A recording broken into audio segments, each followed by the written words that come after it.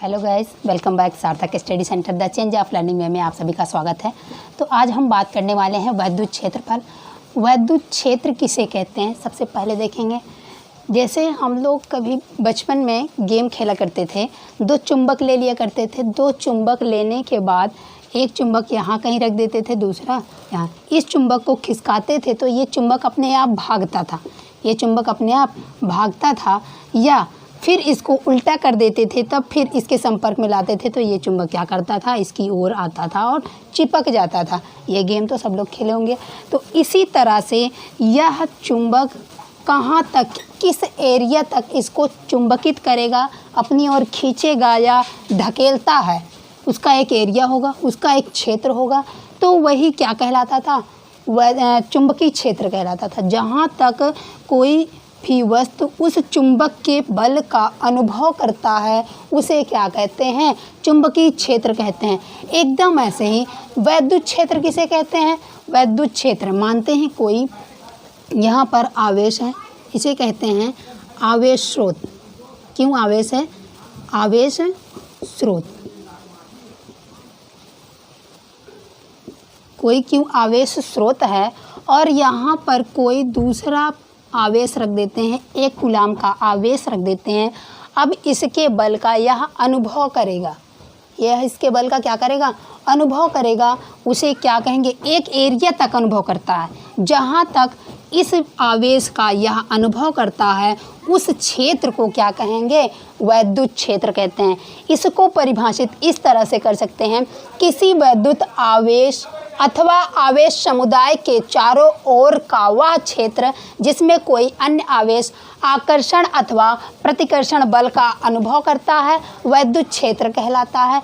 यहाँ एक आवेश होगा या आवेश का कोई समुदाय और भी अन्य आवेश होंगे, तो दूसरा आवेश लाएंगे तो इस आवेश के कारण दूसरा आवेश इस बल का अनुभव करेगा, उसे क्या कहेंगे, वैद्युत क्षेत्र कहते हैं।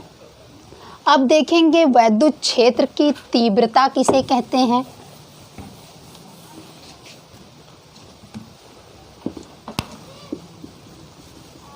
वैद्युत क्षेत्र की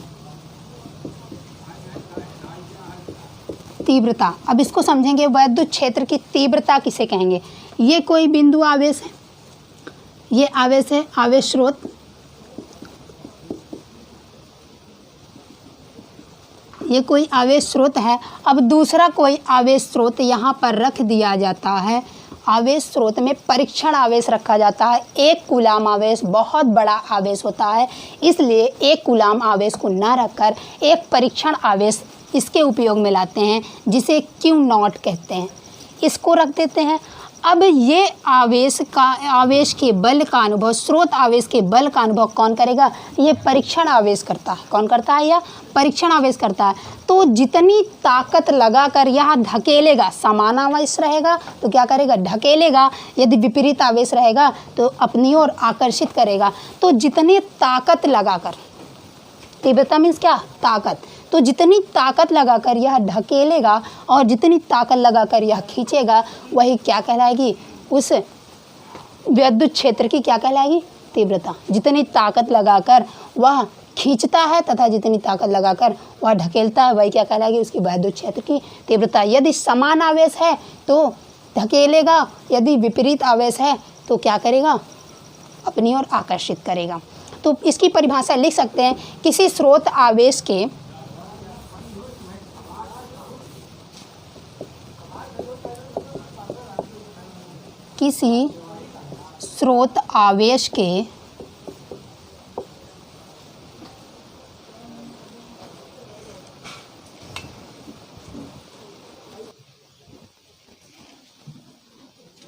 अब देखेंगे वैद्युत क्षेत्र की तीव्रता किसे कहते हैं। किसी स्रोत आवेश Q के वैद्युत क्षेत्र में किसी बिंदु पर एक कूलाम आवेश को रखने पर उसके द्वारा अनुभव स्रोत आवेश के कारण, जो स्रोत आवेश रखा रहेगा उसके कारण बल को उस बिंदु की वैद्युत क्षेत्र की तीव्रता कहते हैं। यही अभी हमने बताया। और उसके बाद एक कूलाम आवेश के बहुत विशाल होने के कारण उसमें क्या रखा जाता है, एक कूलाम आवेश ना रखकर उसकी जगह पर क्या प्रयोग करते हैं, परीक्षण आवेश क्यू नॉट का उपयोग करते हैं। इस बात को बखूबी ध्यान देंगे। अब देखते हैं आगे इसका परीक्षण कैसे करते हैं।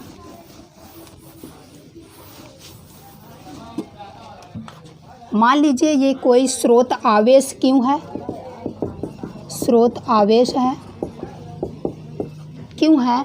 अब यहाँ पर कोई परीक्षण आवेश रख दिया जाता है P बिंदु पर क्यू नॉट, और जिससे इसकी दूरी क्या है, R ले ली जाती है। यहाँ पर कोई परीक्षण आवेश रख दिया जाता है, इसकी दूरी क्या ली जाती है, R ली जाती है। तो यहाँ हम देखेंगे क्यू आवेश के कारण कितना बल लगेगा, क्यू आवेश पर स्रोत द्वारा लगाया गया बल।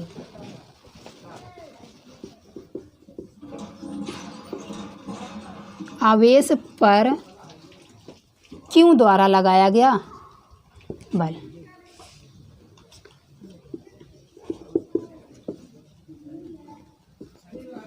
लगाया गया बल क्या होगा, F होगा।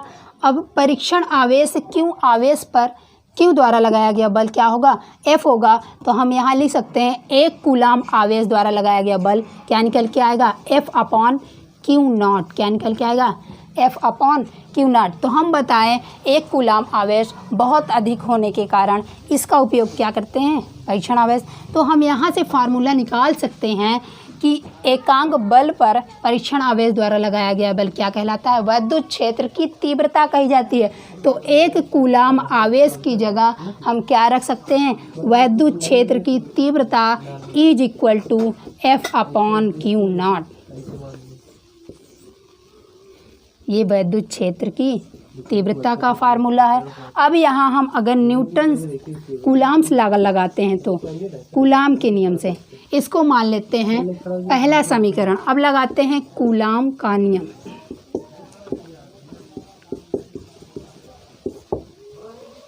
F इज इक्वल टू के क्यू, क्योंकि 2 बिंदु आवेश है, एक क्यू है एक क्यू नॉट है, तो क्यू नॉट अपॉन बीच की दूरी क्या है, R स्क्वायर। अब इसका मान इस समीकरण में हम रख देंगे तो क्या हो जाएगा, इज इक्वल टू F का मान रख देते हैं के Q not upon Q not. तो क्यू नॉट से क्यू नॉट क्या हो जाएगा, कैंसिल हो जाएगा।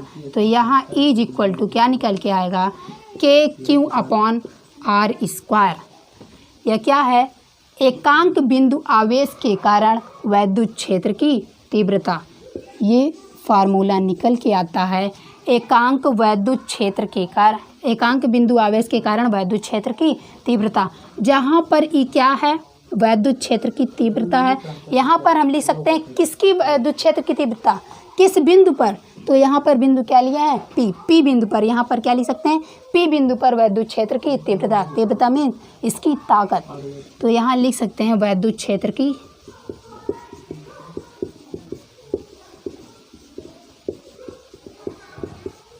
क्या है, वैद्युत क्षेत्र की तीव्रता है। और के क्या है, जान ही रहे हैं, कांस्टेंट है। क्यों भी जान रहे हैं, क्यों क्या है, ये स्रोत आवेश है। R क्या है, इसकी बीच की दूरी है, आवेशों के बीच की दूरी।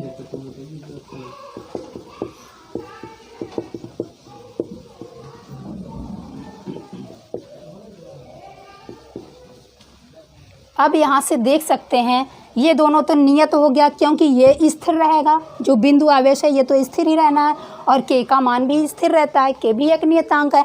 तो ये दोनों वैल्यूज़ क्या होंगी, स्थिर हो जाएंगी। तो ई बराबर हम डायरेक्टली लिख सकते हैं is proportional 1 upon R square के, यानी कि जो बीच की दूरी है वैद्युत क्षेत्र की तीव्रता उसके व्युत्क्रमानुपाती होता है। ये बात समझ में आई। तीव्रता क्या होगी, तीव्रता क्या होगी, इसके बीच की दूरी के वर्ग के व्युत्क्रमानुपाती होगी। यानी कि हम कह सकते हैं ये परीक्षण आवेश स्रोत आवेश से जितनी जितनी अधिक दूर पर जाएगा वैद्युत क्षेत्र की तीव्रता उतनी कम कम कम होती जाएगी।